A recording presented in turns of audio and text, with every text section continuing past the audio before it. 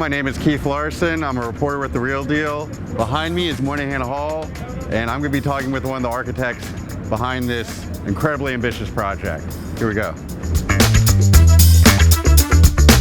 Hi, I'm John Cicconi. I'm the senior designer for this project for SOM. Been working on it for the last 7 years. SOM has had a hand in this project for roughly the last 30 years.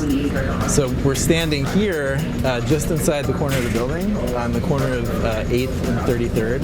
Moynihan Train Hall is across from Penn Station, which is between 7th and 8th, and they're connected through an underground corridor.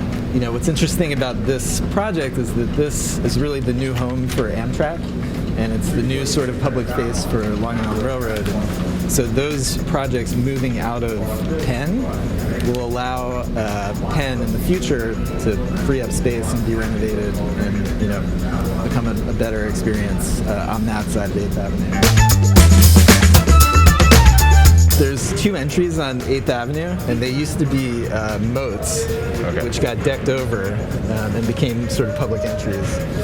And then, you know, there's going to be, in the future, sort of one connection down the center that's come out at 9th Avenue. That's going to connect through Manhattan West and through a sort of pedestrian corridor that extends what would have been the 32nd Street access, but all for pedestrians. Have you had any talk with Facebook employees or Facebook about how they plan to use this? So they, I believe, are leasing the office space, which is being constructed in the floors above. And so that's a part of the phase 3. We are the architects that are designing the core and shell for that, and then they have their own architects doing the interior fit out. So this is the main train hall, the main Moynihan Train Hall. And it's of a scale similar to that in Grand Central and other sort of major public spaces in the city. There used to be a mail sorting room back when the building was a post office. And so all of the truss work was existing for, you know, when the building was post office. So that building was built in 1912 or so. And that skylight had been covered over during World War II. And so we you know, put in these new skylights. How did you look at the old Penn Station and get ideas from that when you were designing this? I mean, what were some of the things you look at? How did you even go about that? I mean, was it looking at old photos? What did you do? You know, really, we just wanted to restore a sense of sort of grandeur and dignity back to the train travel experience in the city and create a real proper front door for the city of New York again. Gotcha. All of the steel that you see is original to the building. Oh wow. These three mega trusses are original to the building. The floor is a Tennessee Quaker material, which is a floor used in Grand Central. It's also used in the original post office lobby if you go in on 8th Avenue. Oh, wow. See it. But it's a stone that a lot of civic buildings in the United States were built out of, and sort of evokes the best of civic architecture. Back like in the early 1913s, right? Yeah. Tell me about the clock. And I think it helps activate the space, and that you know, that was something that the state and the governor felt very strongly about. And you know, we worked with lots of different designers in the completion of this. You guys work with a lot of the biggest private developers in New York City. Yeah, absolutely. This is with the state. What was different about this project versus, you know? Well, this is a public-private partnership. So our client, we had to work with both the state and we worked with the state as well as the joint venture that was created between Related, Vornado, and Skanska. Right. And so they were all, you know, parts of the same arm of the client for this project. So on the perimeter of the space are all of the sort of transit. All the sort of transit functions. So back there is the waiting area, the ticketed waiting area, and that's for Long Island Railroad or Amtrak. There's another sort of informal waiting area here that's for Long Island Railroad that has an info desk, things like that.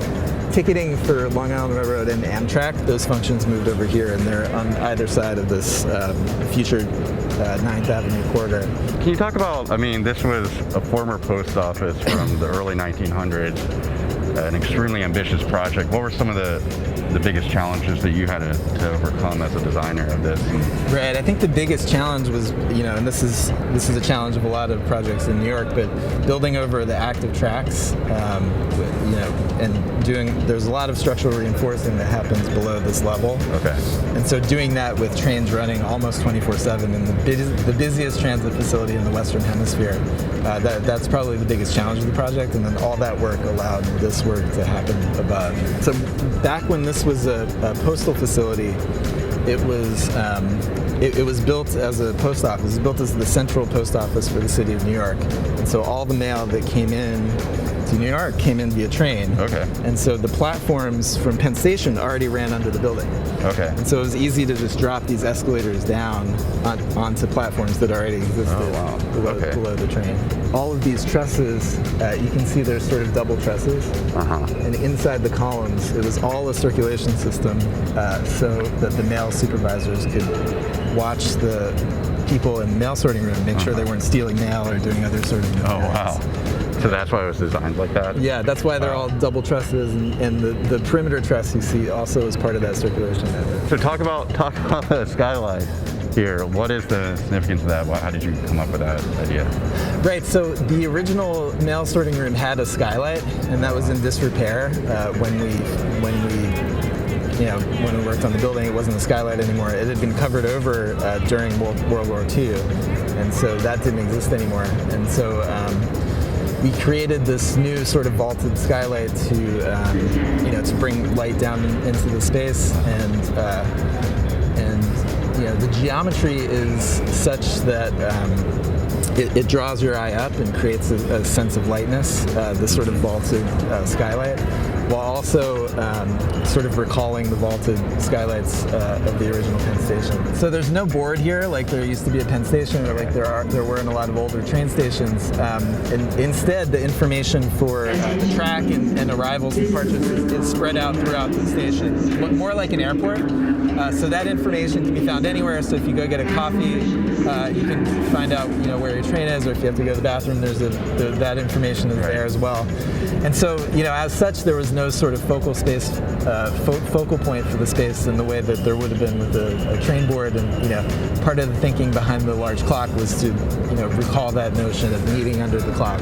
And did you look to other stations as inspiration for this? Yeah, there are a lot of train halls in Europe that have a similar aesthetic of this exposed steel. So we did look at some of those, but this gives you some sense. So the original Penn Station was built across the street around 1910 when it opened, and you can see the size of the waiting areas. There was a humanist touch back then about where you could look down and see where the trains were. Like the floors were glass, so light could come down through the floors onto the track. So there was all this emphasis on the humanity of train travel. Right? So they built these moats around the building, kind of as a security device, because I guess stealing mail was a big deal back then, and so it was a postal worker couldn't take mail and throw it down to a friend on the sidewalk, and so they created these moats as a sort of defensive measure. Huh? No, there's not water. No, they're just called moats, right? Yeah. On 31st Street and 33rd Street, there are these large entrances that are created. Right. Where we had the volume to do so, because 8th Avenue is a level below 9th Avenue. Okay. And so, here at 31st, it's about halfway in between. You can go up to the 9th Avenue level or down to the train hall level and the 8th Avenue level that we came from. Gotcha. So there is going to be a large food hall with lots of seating envisioned downstairs.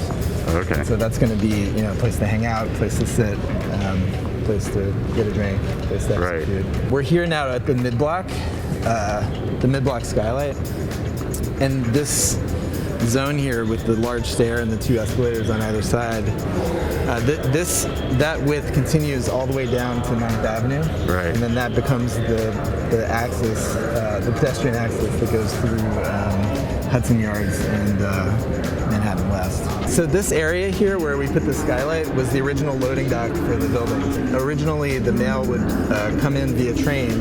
It would go up to the mail sorting room, get sorted, and it would come back down to the loading dock, which was right here, and get put on trucks. That's why this area was here, to be able to put another skylight, and to highlight the entrances on 33rd and 31st. And what do you think this kind of means for the future of train architecture, or train station, or transit architecture? Well, this is such a unique project because it's such a large building in the middle of Manhattan that was already here. Right. And such an amazing opportunity because the tracks were right below it. So it's really sort of a one-of-a-kind project that I doubt could be replicated.